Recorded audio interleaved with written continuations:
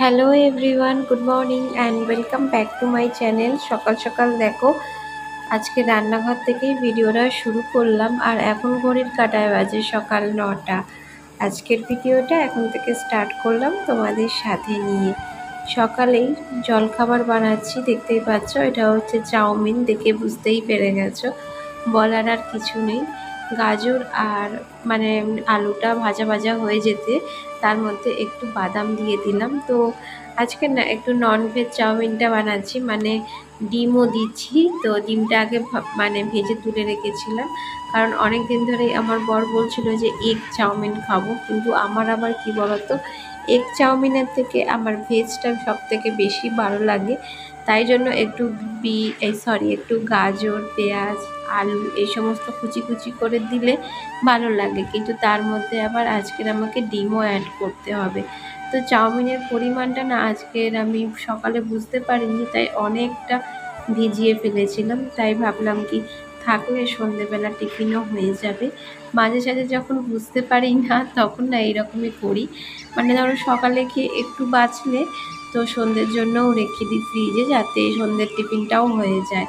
তো এইরকম যদি একটু বুদ্ধি খাটিয়ে কাজ করা যায়, তাহলে সন্ধ্যের যে একটা টিফিন থাকে, তো সেটাও একটু বাইরে থেকে না কিনে এনে যদি ঘরের খাবারটাই খাই একটু বেশি করে বানিয়ে রেখে, তাহলে সন্ধ্যের টিফিনটাও হয়ে যায়।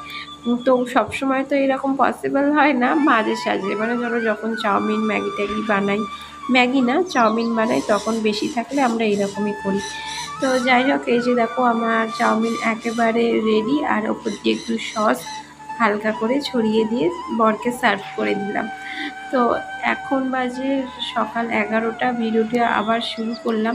তারই মধ্যে অনেক কাজকর্ম করেছি, যেগুলো একটাও আমি তোমাদের দেখাতে পারিনি, কারণ আমার ফোন ধরার লোক তখন ছিল না, তো সেই কারণে। তো যাই হোক, এখন রান্নাঘরটা আজকে পরিষ্কার করছি। গতকাল তো দেখলে আমি দুটো ঘর পরিষ্কার করেছিলাম, কিন্তু আজকের রান্নাঘরটা করছি। এত আগে থেকে পরিষ্কার করছি, অনেকে বলছো অনেকে ভাবছো যে এত আগে থেকে পরিষ্কার করলে পুজোর সময় তো আবারও ঝুল পড়ে যাবে। হ্যাঁ আমি জানি, কিন্তু ইচ্ছা আছে মহালয়ার আগেতেও আবার একবার পরিষ্কার করার, কারণ ধুলোবালি নোংরা আমি একদমই সহ্য করতে পারি না। আর সেই কারণেই হয়তো আমাকে অনেক কথা শুনতে হয় সবার কাছে, আর তার সঙ্গে নিজেরও শরীর খারাপ হয়ে যায়, যেহেতু অতিরিক্ত পরিমাণে জল ঘাটি, সেই কারণে। আসলে কি বলো তো, আমি না ছোটো থেকেই আগাগোড়া এইরকম, আমি আমার বাড়ি ঘর ধরে এইভাবে পরিষ্কার করে রাখতাম, বাপের বাড়ির কথা বলছি। আর শ্বশুর বাড়িতে এসে তো আরও সংসারটা যখন নিজের ঘাড়ে এসে পড়েছে, তো তখন তো আরও একটা খুঁতখুঁতে বাই নিজের মধ্যে চলে আসে। আসলে কি বলতো, মাথার ওপর যদি কেউ থাকতো বলার মতো, তাহলে হয়তো আমি এত কিছু করতে পারতাম না। আর যখন আমি ধীরে সুস্থে আস্তে আস্তে সমস্ত কিছু শিখে গেছি, এখন না লোকের দেখলেও জ্বলন হয় যে আমি একা হাতে এতগুলো কাজ কি করে করি। কিন্তু বিশ্বাস করো, আমি কিন্তু আগে এত কাজ করতে পারতাম না, কিন্তু আস্তে আস্তে আমি সমস্ত কিছুই শিখেছি।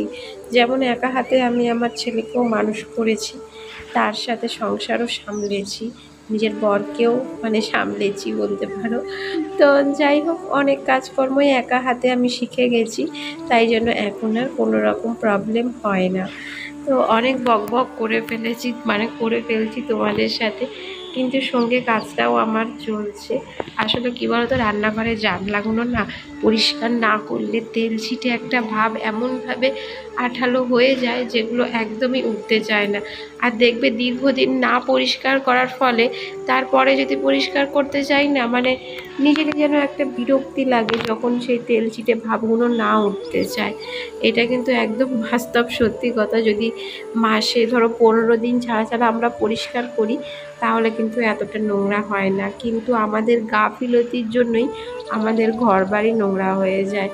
আর এই যে দেখো, এখন টাইলসটাও পরিষ্কার করে নিচ্ছি। আর সাদা টাইলস তো কি বলতো, একটুতে দাগ হয়ে যায় আর দেখতে ভীষণ বিচ্ছিরি লাগে। তোমরা হয়তো ক্যামেরার মাধ্যমে বুঝতে পারো না যে দিদিভাই কোথায় নোংরা। না গো, সত্যি তোমরা যদি সামনাসামনি দেখতে, তাহলে বুঝতে পারতে কতটা নোংরা হয়।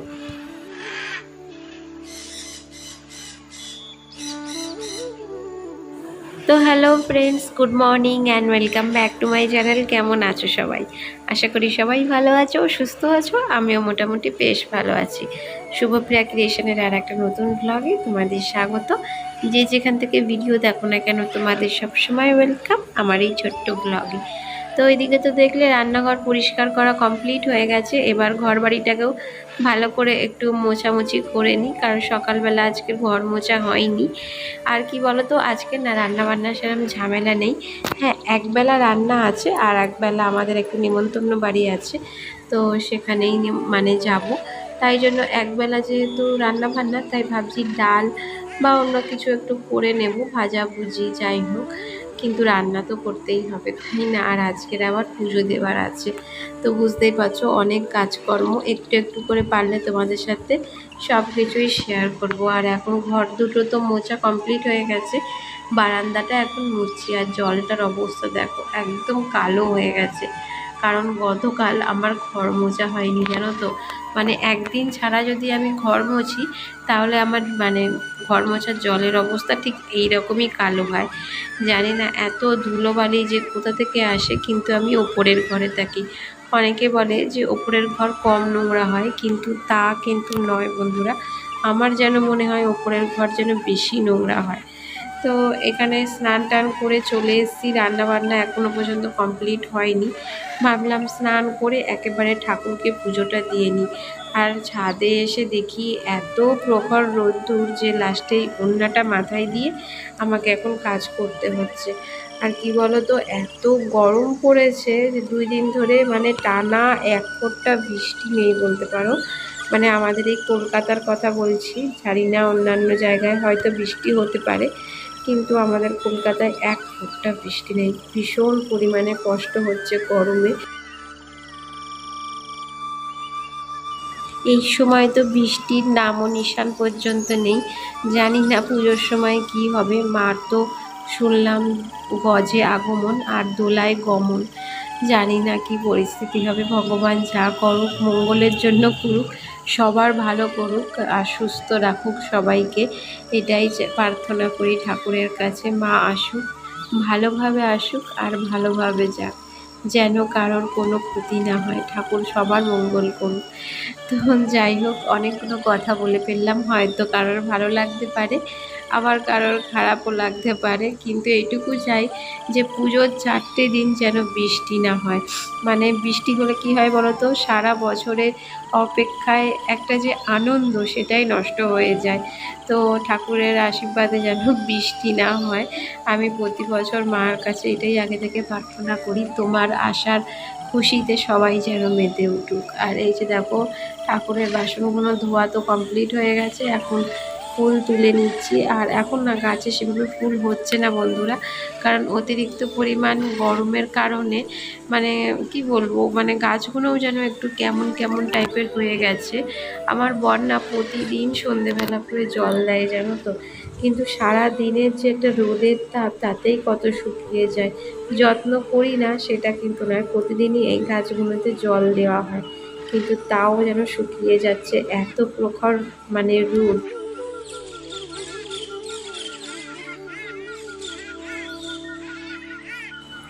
আর এই যে দেখো, আমার পুজো দেওয়াটা অলমোস্ট কমপ্লিট হয়ে গেছে। আর বন্ধুরা, তোমরা কে কোথা থেকে আমার এই ভিডিও দেখো অবশ্যই কিন্তু কমেন্ট করে জানিও। আর আমার ভিডিওর কোনো অংশ যদি তোমাদের একটুও ভালো লেগে থাকে, একটা লাইক শেয়ার অ্যান্ড কমেন্ট করে আমার এই ছোট্ট চ্যানেলটাকে একটু এগিয়ে নিয়ে যেতে সাহায্য করো। তো এই যে দেখো, ঠাকুরের পুজো তো আপাতত কমপ্লিট হয়ে গেছে। এবার যাব নিচে। নিচে অনেক কাজকর্ম, যেমন মেন হচ্ছে রান্নাটা। তো রান্নাটাই এখন আমার বাকি, কিন্তু এখন ঘড়ির কাঁটায় বাজে দুপুর 1:45টার মতো। আর এই যে দেখো, এখন যে ভিডিওটা দেখছো, এটা হচ্ছে সন্ধেবেলার ভিডিও। বলেছিলাম না আমাদের পাশে একটা নেমন্তন্ন বাড়ি আছে, তো সেখানেই এসছি। আর এখানে দেখো ডান্স হচ্ছে, মানে এই দিদির ছেলের জন্মদিন আজকের। তো কেক কাটিং তো হয়ে গেছে, আমি সেই সময় উপস্থিত হতে পারিনি, কারণ আমার ছেলের পড়া ছিল। তো সেই কারণে আর আমার ছেলেকে ওই দিদি খুবই ভালোবাসে, আর আমি এখানে একটু ডান্স করছিলাম। আর আমার না মানে একটুখানি ডিজে টাইপের গান চললে সত্যি মানে খুবই নাচতে ইচ্ছা করে। আর এখানে আমার বর ভিডিও বানাচ্ছিল, আর অনেকে লজ্জায় নাচছিল না, কারণ সবাই আশেপাশে রয়েছে, যেই ক্যামেরা অন করেছে সবাই এদিক সেদিক পালিয়ে গেছে। তো যাই হোক, এই দিদি একাই নিজে ফাটিয়ে দিচ্ছিল, আর আমার দিকে তো এত এত ভালো লাগছিল যে বলার মতো নয়। একটা বাড়ির ছোট্টখাটো অনুষ্ঠান, তাতেই যে এত মজা হয় সেটা না আমি আগে জানতাম না।